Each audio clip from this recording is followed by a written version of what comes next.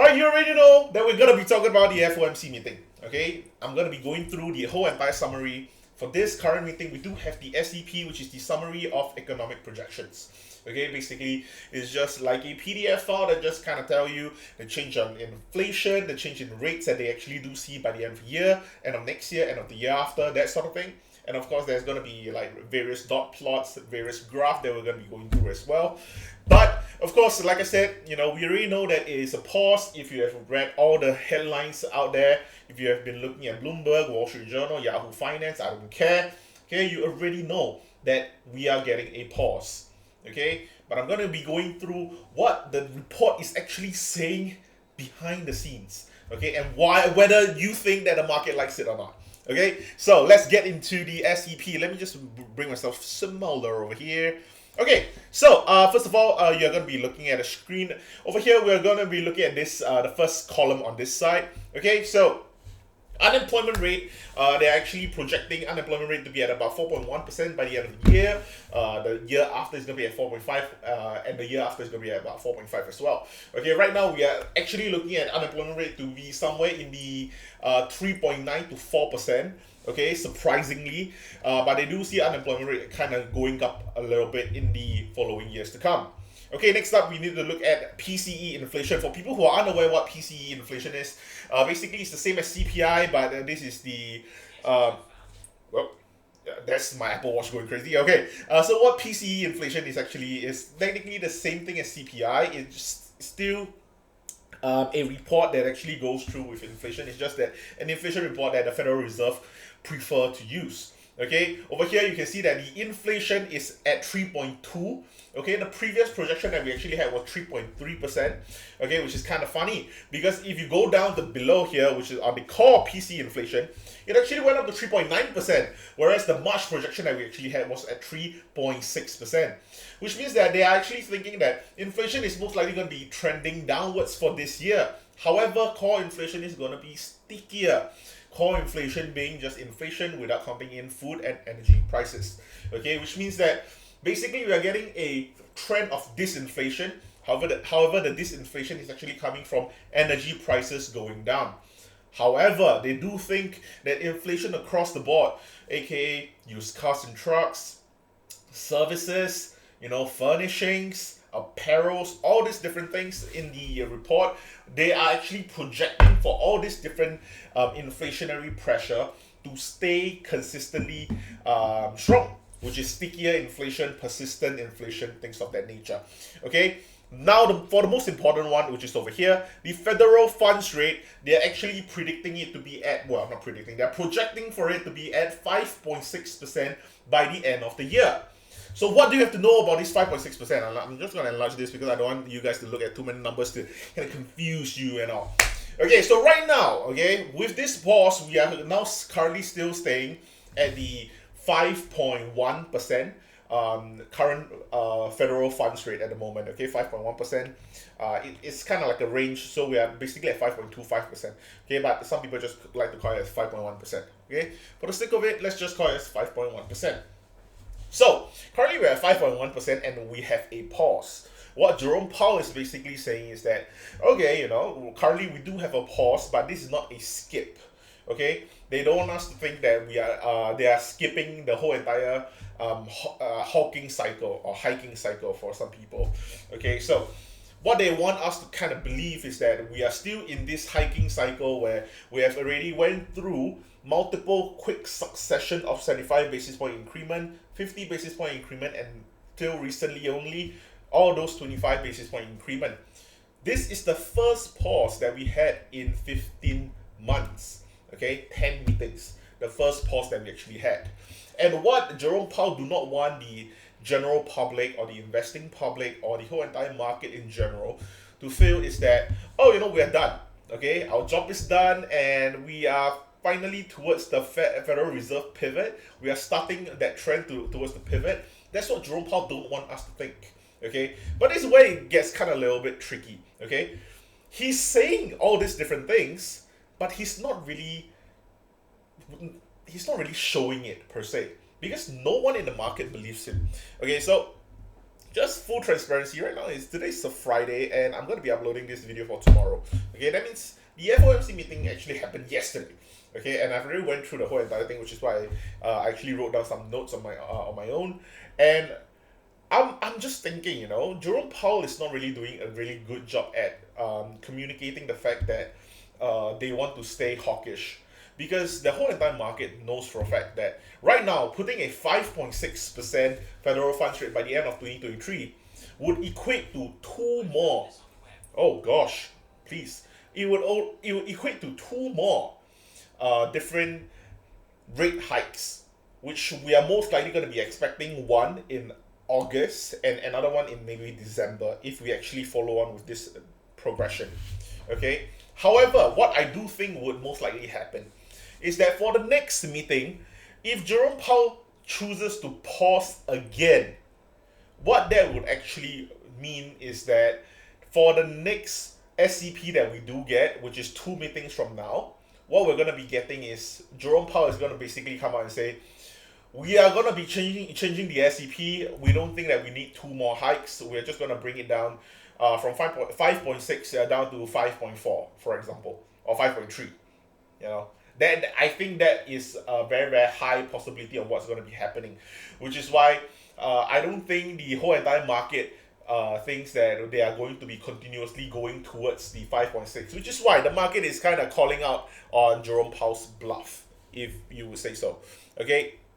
Now back to the SCP again, okay? So over here you can see that in the central tendency, everyone is thinking, 5.4 to 5.6, okay? Which is kind of funny, okay? What that actually means is that almost no one thinks that we should be pausing for good. Everyone thinks that we should pause and have at least one more rate hike. And this is where it gets a little bit interesting, okay? If everybody thinks that we should pause and have another rate hike, why are we pausing now? Okay, because there's no reason for you to actually pause now. Why do you want to just delay the pain? Just give the market the pain at one go. Okay, just rip the bandage off at one shot. Okay, just raise it one time and then tell us, yeah, we're most likely going to be pausing from here on out, and then we'll see how it actually goes. Of course, if different data points actually comes out to show that inflation is kind of coming back a little bit, we would have to hike our rates a little bit again. If, labor market becomes even more tighter, then of course we might even increase rates again. That sort of thing. I feel that with even stronger data set that actually comes out, and then you continue to hike, that will make more sense. But I don't see why they would want to unanimously pause for this meeting, especially when the central tendency over here, they actually put 5.4 to 5.6. Basically, almost everyone thinks that there's still one more hike to go. Okay, but of course, we can go down to the dot plot, which is why it's interesting over here. Okay, over here, looking at the dot plot. Okay, only 2 people out of the whole entire voting Federal Reserve Board feels that they should stay at 5.1%. The rest of the majority thinks that we should just go on ahead and just pause and raise rates again, be it 1 time, 2 times, 3 times, whatever it is. Okay, everyone thinks that you should just pause and raise rates. So the question comes out to be, if that's the case, then why don't they just raise the rates right now and then choose if they want to pause in August or September, whichever the next meeting is. They could basically just do that, because if they were to just immediately in June raise the interest rate, I think July they should be meeting for July. Okay, so if they want to do so, they just put it where in July. In July you just start the pause. Historically, the average of it is that it takes about 10 to 12 months of complete pause before you start to see an actual rates cut. Okay, so what that actually means is that you will need about a good 10 months of data set for you to actually see the effects of all the rate hikes that you have done in the past few years before you can actually see, okay, finally it's already taking into the fact, the labor market is starting to get a little bit cooler, everything is cooling down a little bit, inflation is going away, now we can start to cut rates. That's what usually is happening. And right now what they're actually kind of signaling to the entire market is saying that, because we are going to pause right now, what's going to be happening is that we are done we're actually done. And what Jerome Powell is trying to tell us is that, we're not done. Okay, let's be honest. We have two more hikes, if anything. And I just feel that it's so disingenuous because you can just basically just tell people that, yeah, we're going to be hiking this time, and there's a good chance that we're going to pause for a very, very long time to let this take into effect. It's not really hawkish, nor is it dovish. Just be as neutral and be as transparent as you can. And even then, that's not going to rally the market, because if you're going to say it as it is, people are just going to be, okay, we're going to be bringing up rates up to 5.4%. And then we're going to just keep it there for like 10 months. At the very least, 10 months. And if that were to be the case, we're going to keep it there for 10 months. I don't see a rally in the market at all. Because the thing is that the market is going to be suffering for the next 10 months, if anything. Because we're going to be suffering with a 5.4% federal funds rate in the market, which means that interest rates for your mortgages, for your bank loans, all those are going to be like 7%? That's not going to be good. And I think if Jerome Powell is afraid of the market just rebounding because of this huge pause, just say that you're going to raise rates and keep it there for a extended period of time. I feel that would easily just destroy market according to what Jerome Powell would most likely want. Because Jerome Powell do not want inflation to come back. One way to do so is destroy the equity markets. That's kind of like a surefire way. Okay, so I think that it's just kind of weird for this whole entire summary. It's a pause. It's a hawkish pause, something that we all already kind of expected. It's just a little bit annoying for us to actually see how this all actually turned out. I do think that, like I said before, I do think for the next few SEP, the two more SEPs that we do have for 2023, I do have a little bit of a concern of the Federal Reserve basically just modifying it downwards for the federal funds rate. Right now, we're looking at 5.6% by end of 2023. What makes you think by August they can, or September, I think the next SEP should be coming in September if I'm not mistaken. So what makes you think in September the SEP cannot just come out and say, yeah, actually we meant 5.4%? Because they can just modify it upwards or downwards. All these are basically just projections. And what Jerome Powell even said so himself. All these different projections don't even mean anything to him. Because the actual fact is that we want to see the actual data set. All these different projections, estimation, he don't really care about them.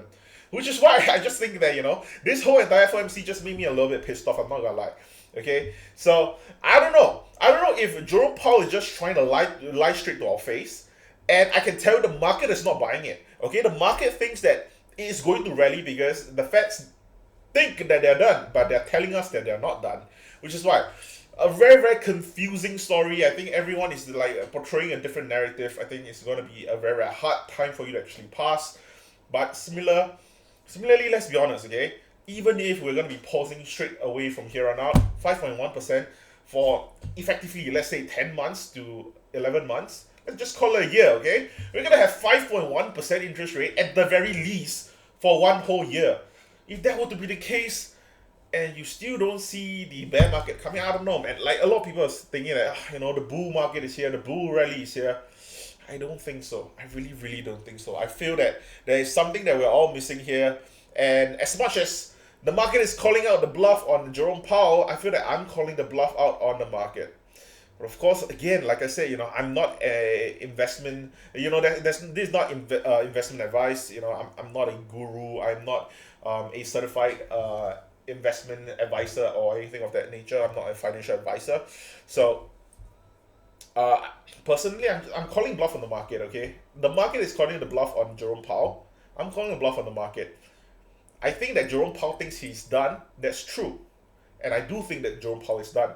He's done hiking rates. There is a very good possibility that to be the case. I don't know if we're going to have 2 to 3 more hikes, but I feel that there should at least be one more hike. But one more hike should not be increasing the market to this extent, nor should it be really moving the market that much. But what I do think is going to be affecting the market a lot more than we think is the extended period of time of pauses. The entire year, for example, for the effectively from the 2023 to 2024, till the June of 2024, we're going to be having 5.1% of interest. I don't think that the market is going to be handling it well. Okay, especially since we had 3 pretty tough years. I don't think we're going to be handling the fourth one very well, especially with a 5.1% federal funds rate, which brings what? Mortgage and bank rates to like what, 6%? Or 6.5%, something ridiculous of that nature. So yeah, personally, this is just my own opinion. I'm not sure if I'm calling out the bluff correctly. I'm not sure if I'm gonna get screwed on my investment either. Okay, but that's kind of what I have in mind. And yeah, that's all I have for this video actually. And I will be making another video about the mega cap 8 companies. Okay, the 8 companies that's actually moving the whole entire index. I already prepared some of the materials for that video, so stay tuned for that. I'm not sure when it's going to be coming out because next month, well, end of this month, I would be going overseas with my family again. So I will be preparing some videos for that. I think I'll most likely be uploading that video during that period of time. Anyway, thanks for watching and I'll see you guys in the next one.